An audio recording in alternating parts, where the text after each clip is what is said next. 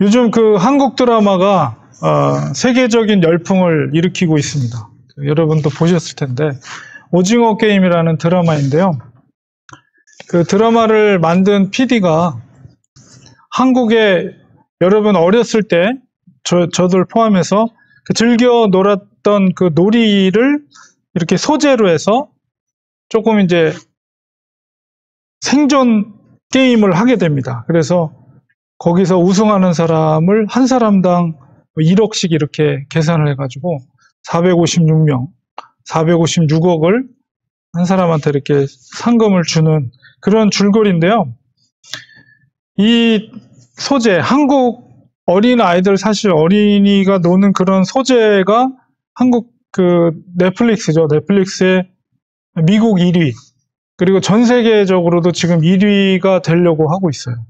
그러니까 이렇게 한국 드라마가 세계적으로 열풍을 일으키리라고는 저희가 상상도 못한 일인데, 어쨌든 K 콘텐츠가 세계적으로 뭐 K-팝이라든가 K-드라마 이런 것들이 유행을 하고 있습니다. 그런데 그 드라마에 등장하는 인물을 이렇게 보는 가운데 굉장히 기독교와 관련된 인물들이 많이 등장을 합니다. 근데 대부분이 거기에 이제 기도하는 신자가 있고, 그 다음에 목사님 따님이 있어요. 그리고 또 전도자, 노방전도하는 그런 전도자가 나오는데 다 셋 다 부정적으로 나옵니다. 그래서 기도하는 전도자는 다른 사람을 희생시키고 하나님께 감사하는 기도를 이렇게 드리는 그런 좀 이상한 모습, 그리고 또 목사의 딸은 아버지가 목사인데도 그 뭐 성적인 그런 폭력, 그리고 어머니에 대한 폭력, 결국 어머니를 죽이고 자기가 아버지를 희생시키는 이런 캐릭터. 그리고 마지막 노방전도하는 전도자는 그 주인공이 이렇게 탈출돼서 나왔는데 거기서 도와주지 않고 깨어나자마자 했던 것이 뭐 예수천당 불신조, 뭐 이런 식으로 굉장히 뭐 극적으로 드라마이기 때문에 그렇게 표현하긴 했지만은 어쨌든 그 드라마가 세계적으로 열풍을 일으키는 가운데 기독교를 그런 식으로 표현했다는 것은 그만큼 교회의 모습들이 세상 사람들에게 굉장히 부정적인 모습으로 비춰지고 있다라는 생각을 갖게 되면서도 너무 지나치다라는 생각도 하게 됩니다. 그래서 우리가 그런 모습 속에서 오히려 좀 변증적으로 기독교를 변증하는 그런 학자들이라든가 혹은 문화를, 콘텐츠를 제작하는 사람들이 기독교에 대해서 뭔가 대응할 수 있는 그런 학자들이라든가 그런 필요성을 갖게 됐는데요.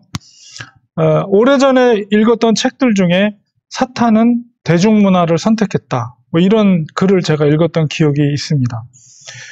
특히나 요즘은 온라인을 통해서 드라마나 영화나 뭐 만화나 음악 이런 것들이 일반화되는 시대 속에서 사탄은 그런 문화적인 콘텐츠를 통해서 교회를 공격하고 있다, 이렇게 볼 수가 있습니다. 특히나 젊은 세대들에게 그 영향력은 너무나도 크다고 볼 수가 있는데요.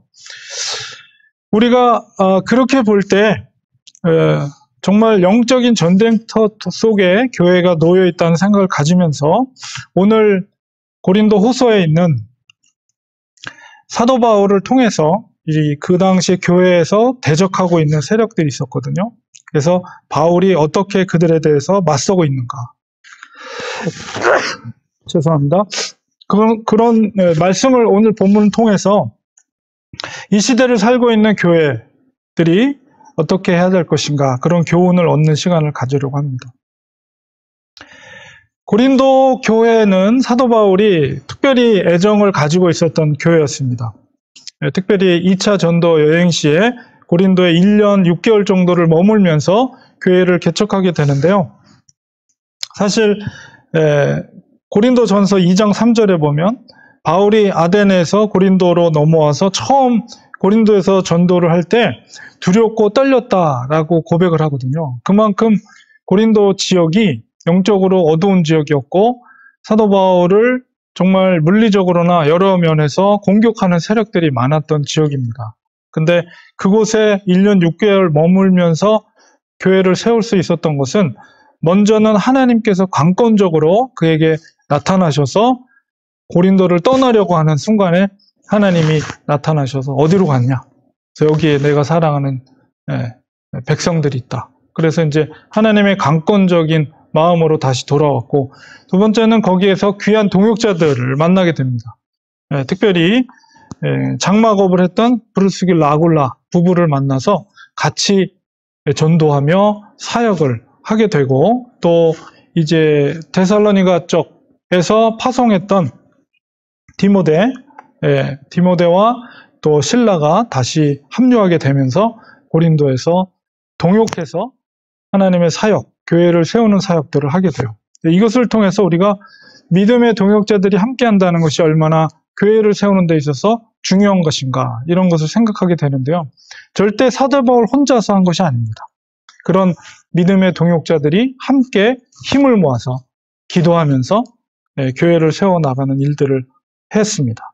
그래서 우리 바라건대 렌추아닌 교회도 정말 목회자와 모든 성도들이 한 마음으로 주님의 이 몸된 교회를 정말 세워나가는 일에 우리가 하나로 우리가 힘을 모을 때 하나님께서 이 교회를, 주님의 몸된 교회를 또 부흥케 하실 줄 믿습니다. 바울이 이렇게 개척 후 1년 6개월 동안 있다가 이제 에베소로 건너가게 되거든요.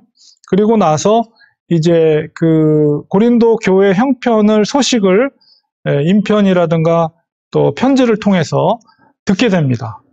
그래서 그 문제에 대해서 답장을 하는 내용이 고린도 전서에 있는 내용이에요. 그래서 고린도 전서를 보게 되면 얼마나 고린도 교회가 많은 문제를 갖고 있었는가를 알 수가 있는데요. 화면에 있는 것처럼 당파의 문제, 나는 아볼로파다, 바울파다, 이런 식으로 가장 근본적인 문제는 이렇게 파벌이 갈라져 있었다는 거예요. 고린도 교회가. 그리고 음행의 문제, 또 세상 법정에 소송하는 문제라든가 결혼의 문제, 우상에게 드린 제물을 어떻게 할 것인가, 그리고 여자가 머리에 무엇을 쓰는 문제, 그리고 성만찬, 오늘 성찬을 할 텐데요. 그런 성만찬도 문제가 됐어요. 음식을 다 먹어버리는 거예요. 먼저 온 사람들. 그러니까 남는 게 없잖아요.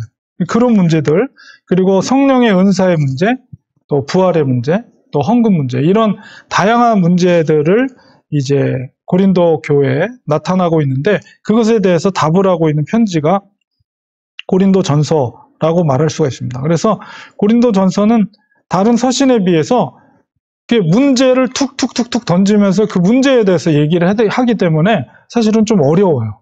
고린도 전서가. 근데 이전에 이미 고린도 교회 그 지도자들에게서 그런 교회의 문제 혹은 질문을 던졌기 때문에 그 문제 중심으로 편지를 썼기 때문에 그런 형식으로 돼 있는 것을 우리가 알 수가 있습니다. 그래서 많은 문제들이 교회 내에 산재되어 있는데, 특별히 고린도후서는 고린도 교회 내에 사도 바울을 공격하는 세력이 있었어요. 그래서 고린도후서에 여러 가지 주제가 있지만은 가장 중요한 주제는 사도 바울의 사도권을 변호하는 내용이, 주된 내용이 고린도후서라고 여러분이 이해하시면 됩니다. 복음의 사도 바울을 공격하는 이유는 이제 바울이 전한 복음에 대해서, 그러니까는 그 다른 복음을 전하는 자들이라고 했는데, 다른 복음을 전하는 자들이 이 복음에 대해서 공격하기 위해서는 복음 자체를 공격할 수도 있죠. 복음 자체를 공격한다는 것은 예수님에 대한 직접적인 공격일 수도 있고요. 그런데 그 복음을 훼손하기 위해서는 그 복음을 전한 자에 대한 공격이 있을 때 또 그것이 훼손될 수가 있어요. 그러니까 바울이 복음을 전했기 때문에 바울이 하자가 있는 사람이다, 문제가 있는 사람이다, 그런 것을 계속 지적하면 아무리 복음이 진리라고 하더라도 그 진리를 전한 사람이 뭔가 문제가 있는 사람이라고 했을 때 그 진리에 대한 가치가 이제 희석이 되고 사람들이 믿질 않게 되는 거죠. 그래서 교회 내, 고린도 교회 내 사도 바울의 문제를 지적하는 세력들이 있었습니다. 그래서 사도 바울은 그들에 대해서 거짓 사도들이다. 그리고 속이는 일꾼들이다. 또 그리스도의 사도로 가장한 자들이다. 그리고 다른 예수를 전하는 자들, 그리고 다른 영과 다른 복음을 전하는 자들이라고 신랄하게 사도 바울이 그들을 향해서 비판을 했습니다. 그들의 존재가 고린도 교회의 건강한 모습에 치명적인 악영향을 미쳤다고 사도 바울이 평가했기 때문에 그들을 그렇게 신랄하게 비판한 것이죠. 그 대적자들이 사도 바울에 대해서 공격했던 것은 뭐냐면 바울의 사도적 권위보다도 자신들이 더 사도적인 권위가 있다라고 이렇게 주장을 했어요. 그래서 그 근거로 주장했던 것들이 추천서, 누구의 추천서를 받았느냐, 그리고 그들의 탁월한 웅변술, 그러니까 설교 같은 것을 굉장히 탁월하게 잘했던 것 같아요. 그 거짓 사도들이, 그리고 그들이 경험했던 영적인 체험들, 이런 것들을 자랑하듯이 교회 내에서 이야기를 했고, 대신에 바울에 대해서는 비난하기를 그는 허약하고 대중 앞에서 연설하는 기술도 부족하다.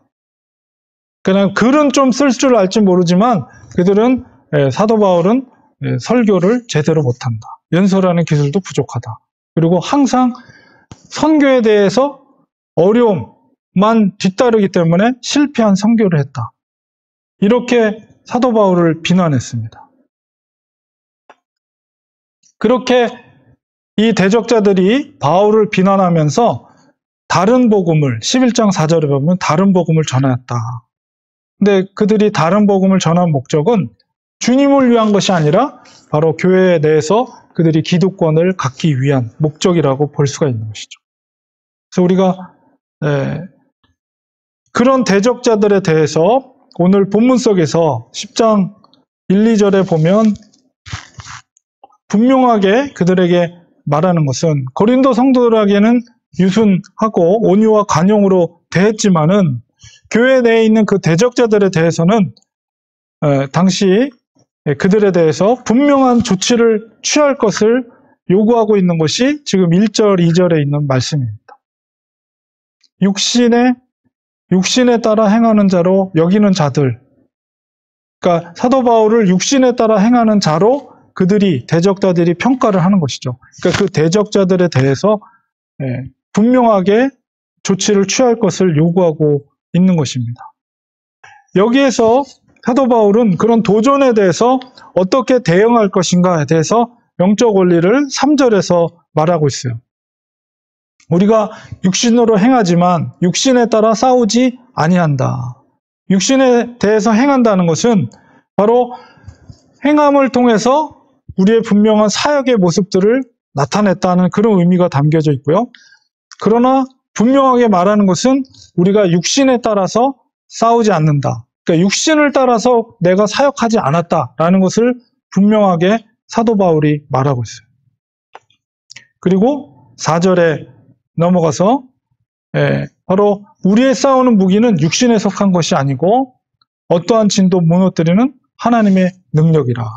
그러니까 사도 바울이 이렇게 화가 나고 그 대적자들에 대해서 분명하게 얘기하는 것은 사도 바울에 대한 어떤 개인적인 인격적인 모독 때문에 화가 나서가 아닙니다. 그것은 뭐냐면 바로 예수 그리스도를 위해서, 왜냐하면 그는 모든 그의 어떤 인간적인 명성이나 유익을 다 내려놨죠. 그렇기 때문에 그 대적자들에게 대해서 단호하게 보이는 것은 복음, 바로 그리스도에 대한 왜곡된 가르침에 대한 분노라고 말할 수가 있어요. 그래서 바울이 지금 주장하는 것은 내가 싸움하는 것은 정말 치고받고 멱살을 잡고 이렇게 싸우는 것이 아니라 바로 영적인 전쟁이라는 것을 분명하게 선포하고 있어요. 그래서 나의 무기는 육신에 속한 것이 아니고 하나님께 속한 하나님의 능력이다라는 것을 분명하게 말하고 있는 것이죠. 그러니까 우리도 이 시대를 살고 있는 우리들에게도 이런 영적인 세계에 대해서 우리가 눈을 열어야 됩니다. 눈에 보이는 현상 혹은 감정적으로 육체적으로 그런 것들에 대해서 평가해서는 안 되고 말씀을 묵상하면서 눈에 보이지 않는 그 영적인 세계에 대한 인식을 우리가 깨닫고 우리의 능력으로는 절대 마귀를 이길 수 없어요. 그렇기 때문에 하나님의 능력이 우리에게 필요합니다. 사도 바울이 날마다 죽노라 고백한 것은 무엇입니까? 자기가 이길 수 없다는 거예요. 자기 속에 육신의 속에 있는 육신적인 소욕을 나의 의지로 이길 수 없다는 표현입니다. 내가 죽어질 때 내 속에 함께 하신 성령님께서 일하시는 거죠. 성령님의 절대적인 능력이 필요하다는 것이 내가 날마다 죽노라는 고백입니다. 바로 하나님의 능력으로 이 영적인 전쟁에서 싸워 나가는 것입니다. 그래서 자기의 자아가 죽어질 때 그때 비로소 함께 하신 성령님께서 일하기 시작하는 것이죠. 성령님은 바로 그리스도의 영이십니다. 주님께서 우리 안에 함께 하시는 것이죠. 그 주님의 능력으로 예수 그리스도의 이름으로 마귀의 권세를 물리칠 수가 있는 것입니다. 그것이 바로 하나님의 능력입니다. 하나님의 능력이 어떠함을 사도 바울은 분명하게 얘기를 하고 있습니다. 세상의 모든 이론을 무너뜨리고 또 하나님의 아는 것을 대적한 높아진 것을 다 무너뜨린다. 모든 생각을 사로잡아 그리스도에게로 복종하게 하는 것이 바로 하나님의 능력이라는 것입니다. 우리는 사탄의 계략을 우리의 지혜, 우리의 생각으로 간파할 수가 없어요. 그리고 사탄의 조직적인 공격, 그것을 우리가 감당할 수가 없습니다. 전지전능하신 하나님께서 우리의 상황을 아시기 때문에 그 하나님께 무릎 꿇고 기도하면 반드시 하나님은 우리를 도와주십니다. 그때 우리가 이길 수가 있는 거죠. 하나님의 능력이 성령님을 통해서 우리 속에서 일하시는 거예요. 우리는 감히 상상할 수도 없는, 우리가 생각할 수 있는 이성적인 머리는 이렇게 되면 이렇게 되고 몇 수는 볼 수 있겠죠. 뭐 세수, 좀 똑똑한 사람은 5수 앞을 볼 수는 있어요. 그래서 그 앞을 보고 계산해서 뭔가를 할 수는 있지만 그 이상 되는 일들을 인간이 아무리 능력이 있다 할지라도 알 수가 없는 거예요. 그러나 우리가 무릎 꿇고 하나님께 기도할 때 우리는 상상할 수 없는 100수, 1500수 이상을 앞서서 아시는 하나님께서 우리가 상상할 수도 없는 방법으로 일하시고 우리를 도와주시는 거예요. 우리가 그것이 이루어질 때 비로소 우리는 깨닫게 돼요. 하나님이 어떻게 일하셨는가. 그러니까 우리가 지혜로운 사람은 그 하나님의 능력을 믿고 기도하고 맡기는 거예요. 우리 속에 계신 그리스도의 영, 성령님께서 도와서 일하실 수 있도록. 이게 바로 하나님의 능력입니다. 사도 바울은 인간적으로 얼마든지 자기가 갖고 있는 능력 그리고 배경 이것을 가지고 반박할 수 있지만 여기에 이제 고린도후서 전체를 읽어보면 사도 바울의 어떤 사도성에 대해서 굉장히 많은 부분들을 이렇게 반박하는 내용들이 있어요. 근데 12장으로 가서 그 모든 것들에 대해서 이제 겸손한 태도를 가지면서 특별히 자기 몸에 사단의 사자, 사단의 가시, 육체의 가시와 같은 질병이 있었죠. 그것에 대해서 하나님 앞에 낫기를 3번이나 하나님 앞에 간절히 기도했는데 그것에 대해서 하나님께 응답하셨죠. 그 12장에 보면 12장 7절에서 8절, 9절, 10절에 보면 계시를 받은 것이 지극히 크므로 사도 바울이 영적인 체험을 엄청난 체험을 했거든요. 그것으로 인해서 교만해질까 봐 이제 하나님께서 잠하지 않게 위해서 나에게 육체의 가시 사탄의 사자를 주셨다. 그것이 구체적으로 어떤 질병인지 알지 못하지만 이 사탄의 사자, 육체의 가시라고 했을 때 그가 그냥 살아가면서 그 육체적인 질병으로 인해서 느꼈을 고통이라는 것은 우리가 상상 이상의 괴로움이었을 거예요. 어떤 질병인지 누구는 안질이었다, 누구는 간질이었다 이런 얘기를 하는데 어쨌든 그 질병으로 인해서 오히려 나를 자만하지 않게 하기 위해서 하나님이 나에게 그런 질병을 줬다는 것이죠. 그리고 하나님께서 그 질병에 대해서 낫기를 기도했을 때 9절에 응답하시기를 내 은혜가, 하나님의 은혜가 내게 족하다.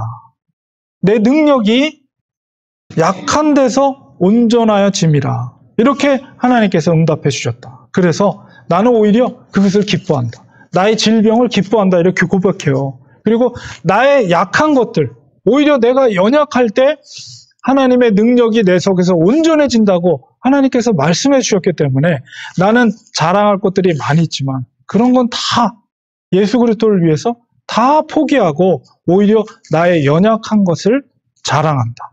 이렇게 말해요. 왜냐하면 내가 연약할수록 하나님의 능력이 내 속에서 온전해지기 때문에. 그래서 10절에 보니까 내가 그리스도를 위하여 약한 것들과 능욕과 궁핍과 박해와 곤고를 기뻐하노니 이는 내가 약한 그때 강함이라. 내가 죽어질 때, 내가 약해질 때 하나님을 더 의지하게 되니까 하나님의 능력이 내 속에서 온전하게 된다는 것이죠. 이것이 바로 하나님의 능력이 임하는 영적인 원리입니다. 우리가 정말 약한 것이 있을 때 우리는 겸손해질 수밖에 없어요. 인간은 교만해서 풍성해지면 좋아질 것 같죠. 풍성해지고 가진 것이 많고 배운 것이 많고 경험이 많아지고 남들보다 없는 것이 더 많이 쥐어질 때 인간은 자연스럽게 교만해집니다. 다른 사람을 깔보고. 그런 게 누구나가 그런 악한 성향이 있어요. 인간의 죄성이 인간에게 남아있기 때문에. 그러나 우리가 궁핍해지고 약해질 때 그 속에 하나님의 능력이 온전해지는 것입니다. 그래서 어떤 문제 앞에 우리가 직면했을 때 우리는 영적으로 그것을 바라봐야 됩니다. 현상적인 문제, 이면에 있는 영적인 문제, 그것을 우리가 바라보면서 하나님 앞에 기도하는 것이죠. 그리고 하나님의 능력으로 그것을 이길 때 그 현상, 이면에 있는 영적인 문제를 해결할 때 그 현상이 변화가 되는 거예요. 겉에 보이는 현상만 어떻게 문제를 해결할까가 아니라 근본적인 것은 이 세상은 다 그런 영적인 세상으로 돼 있어요. 영적인 전쟁터예요. 그렇기 때문에 우리가 하나님의 능력이 필요합니다. 겸손한 마음으로 하나님께 기도할 때 하나님 반드시 우리를 도와주셔서 그 영적 전쟁에서 승리할 수가 있는 거예요. 영적으로 승리하면 표면적인 현상들은 그게 금방 변하게 돼 있어요. 근데 그 영적인 문제를 바라보지 직시하지 못하고 현상적인 표면적인 것들만 어떻게든 대충 어떻게 해결하려고 하면 근본적인 해결이 안 돼요. 그래서 우리가 하나님 앞에 그 영적인 전쟁에서 승리할 수 있도록 하나님 앞에 기도할 때 반드시 도와주시고 그것을 근본적인 영적인 문제를 해결해 주시고 그 나타나는 현상들이 그때야 비로소 변화가 이루어지게 되는 것입니다. 결론을 맺겠습니다. 사탄은 어떤 시대를 막론하고 교회를 무너뜨리기 위해서 공격을 하였습니다. 태초부터 사탄은 아담, 시초부터 그리고 심지어는 예수님에게까지 3번이나 시험했잖아요. 하물며 우리들에게 공격을 안 하겠어요? 특별히 영적으로 하나님의 역사들이 일어나는 곳엔 더 사탄의 시험과 공격과 핍박이 더 심했습니다. 우리가 특별히 사탄은 교회를 무너뜨리기 위해서 간교한 방법을 통해 여러 가지 악한 공격들을 합니다. 우리가 영적으로 깨어나야 돼요.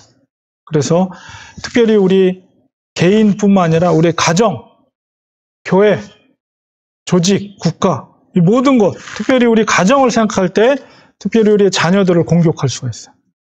우리가 항상 대비해야 됩니다. 우리의 무기는 뭡니까? 하나님의 능력이에요. 특별히 경성함이라는 건 뭐예요? 깨어있는 거죠. 파수꾼이 경성함으로 깨어있는 거예요. 바로 기도입니다.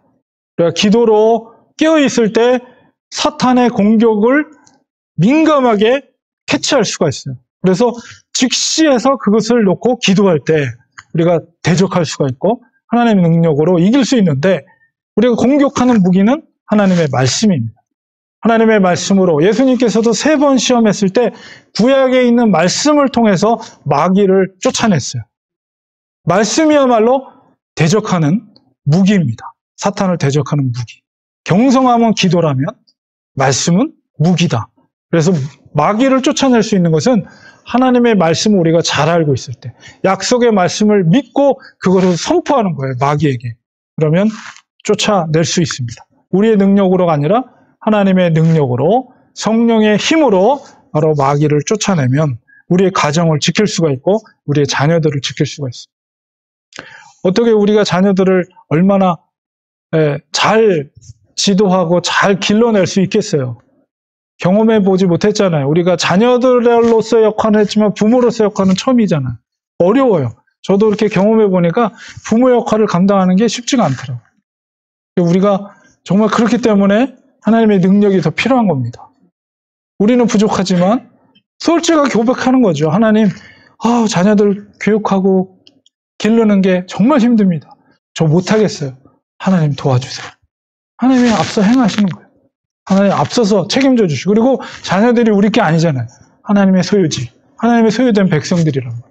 우리는 우리에게 한정된 시간 속에서 우리 부모로서의 역할을 하는 것이고, 또 우리가 하는 게 아니라 하나님의 능력으로, 기도로 자녀들을 도와달라고 하면 하나님께서 케어해 주시는 것입니다. 그래서 특별히 하나님의 자녀들에게 권세를 주셨어요. 아들의 권세를, 그 권세를 우리는 사용해야 됩니다. 그 권세는 뭡니까? 하나님께 기도할 때 하나님이 인격적으로 만나주시고 도와주시는 권세입니다. 그것을 통해서 또 우리의 가정을 지키고 또 우리 교회를 지키고 또 공동체를 지키는, 특별히 여러분이 그 영적인 원리 속에서 가정의 파수꾼이 되십시오. 경성함으로 가정의 파수꾼이 되어서 우리 남편 또 아내 혹은 우리의 자녀들을 지킬 수 있는 그런 파수꾼의 역할을 감당하는 여러분 되시기를 간절히 축원드립니다. 기도하겠습니다. 하나님, 사도 바울을 공격하던 고린도 교회, 그 악한 세력들이 있었습니다. 사도 바울은 오히려 그들에게 자기의 능력으로가 아니라 하나님의 능력으로, 그리고 자기의 약함을 자랑하며 내가 약할 때 주님의 그리스도의 능력이 온전해진다고 고백하면서 약한 것을 자랑한다고 말하고 있습니다. 이 영적인 원리를 우리에게도 또 적용하기를 원합니다. 하나님, 우리가 부족함을, 연약함을 고백합니다. 하나님의 능력이 필요합니다. 우리의 가정을 지키고 우리의 자녀들을 지키기 위해서 정말 영적인 파수꾼의 역할을 우리가 감당할 수 있도록 하나님 도와주세요. 우리의 연약함을 고백합니다. 성령님의 능력으로 그리스도의 영께서 앞서 행해 주셔서 우리를 통해서 하나님께서 우리 가정을 지켜주시고 우리 자녀들을 지켜주시고 또 우리 교회를 지켜주시옵소서. 예수님의 이름으로 기도합니다. 아멘.